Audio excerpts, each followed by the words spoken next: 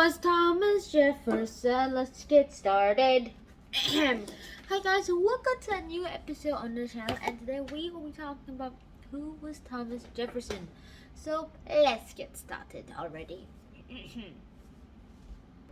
With guest appearance, Claude the cat. Eventually that is. But anyways, let's talk about Thomas Jefferson. Okay. Who was he? Now, he was a man of all talents. He was sort of an inventor. He improved on devices like the electric copying machine, where basically he got some pen, wrote down something, and then some pen movements were traced into electric pens, which moved by themselves, copying exactly the human pen's movements onto pieces of paper. So the handwriting was still the same, and it was still the same message, even though the person didn't really proofread it. Okay, Thomas Jefferson may have had, but there was a lot that could have happened in that time, during Thomas Jefferson's time, how much he could have achieved, and he achieved a lot. And that was just beginning. So, who was he? Well, let me give you a brief summary first. He was a bookworm who could read 15 hours straight and owned more than 6,000 books. More than 6,000 books. And he was also a self-taught architect, and he was also the one who designed his home after his old home, the home he was born in, was burned down. And he was also the one who designed the Virginia State House at the University of Virginia, which he helped founded. He was the main author of the Declaration of Independence and was the third president of the United States. Although he was probably the second vice president of the United States. I'm not sure who George Washington's vice president was. Well, anyways, he was also the one. Yeah, no. I'm not going to surprise this. Okay, I'm going to surprise it.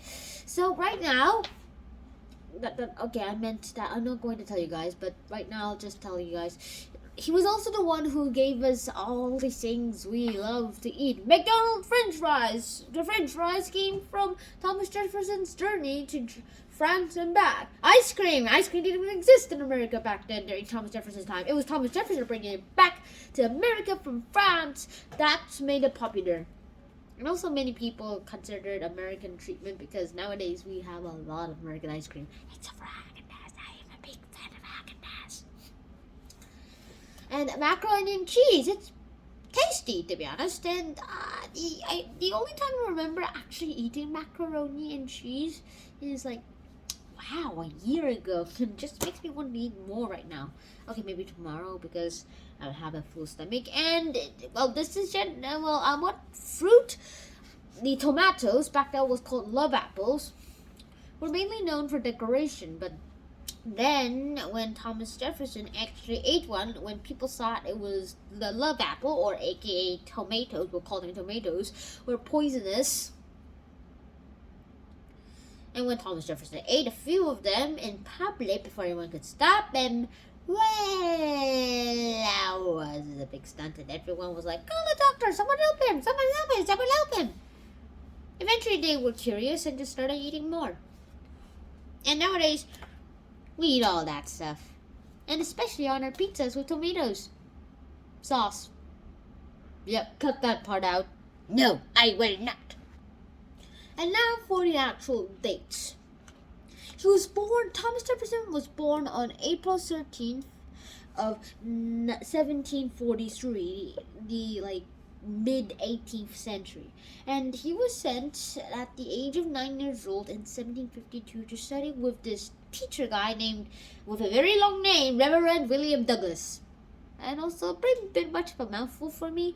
Anyways, in 1757, at the age of 14, Jefferson's dad died.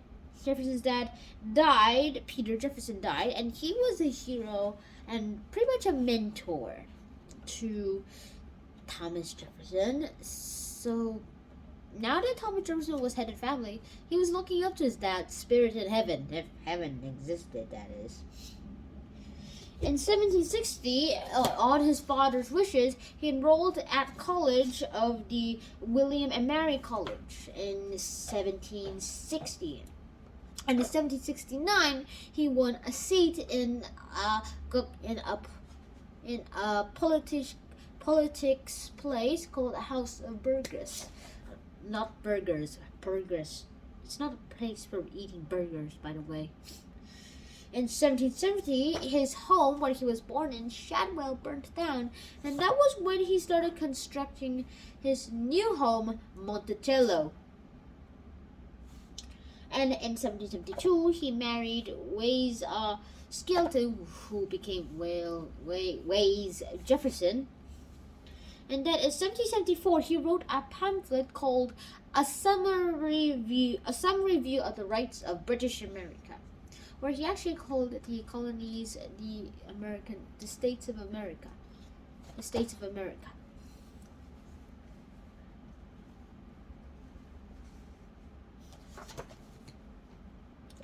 And then Jefferson was elected to the Second Continental Congress, and the American Revolution begins. The reason why he wasn't able to go to the First Continental Congress was because of his stomach aches. And a lot of aches. And then in 1776, Jefferson was decided on to write the Declaration of Independence during a time which was very hard for him because his mother died, and then he had to support his family of sisters and children. In 1779, Jefferson was elected the governor of Virginia, and in 1782, Martha Jefferson died. In 1784, Jefferson replaced Benjamin Franklin as the U.S. minister to France and moved to Paris, where he stayed for a while. And in 1790, Jefferson became the Secretary of State. Not Secretary of State, it's the Secretary of State for the cabinet of George Washington's term. And then in 1796, he became the Vice President of the United States, and the president was John Adams. And in 1901, Jefferson was sworn into President of the United States on March 4th. And then in 1803, the United States acquired the Louisiana Purchase, which nearly doubled the U.S., actually overly doubled the U.S. overnight.